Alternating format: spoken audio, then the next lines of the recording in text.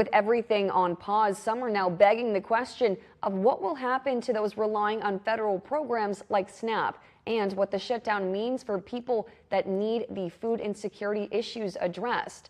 So ABC 6 News reporter Brandon Anthony has been tracking the shutdown's impact on this very issue. He's live from our newsroom.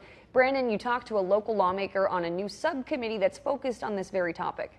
Yeah, Maisie, that's Rochester Senator Carla Nelson, and she says she expects things to get even harder for some looking for access for food, especially with women, infants, and children. It's critical things at the federal level are figured out quickly. If you're concerned about food insecurity, you would not be shutting down the federal government over a policy fight that isn't even part of that budget. That is Republican State Senator Carla Nelson, who is part of the subcommittee on the federal impact on Minnesotans and economic development, a group that was formed to help investigate how federal decisions affect Minnesotans.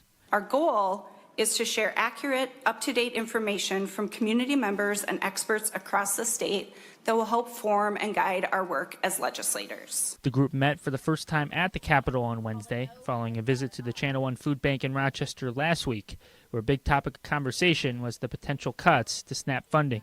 People can't afford their groceries, they're shopping here, and the cuts that are coming, the reduction in SNAP, that's going to have an impact on Minnesotans. It's going to impact the grocers, and it's also going to mean that more people might need food assistance from places like Channel One. Senator Nelson saying at the same meeting that SNAP funding is important, but it needs to be put in the right hands. Now with the federal government shutting down, she believes things will get even more complicated, not only with SNAP. The challenges with SNAP with this government shutdown is it will delay new processing of new people who need to come on, or if there's changes. But also with WIC, a federal food program for low-income women, infants, and children up to age 5.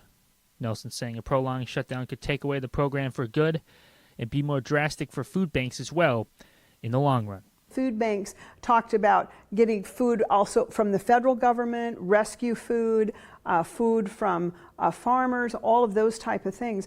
And now the food that comes from the federal government is not coming.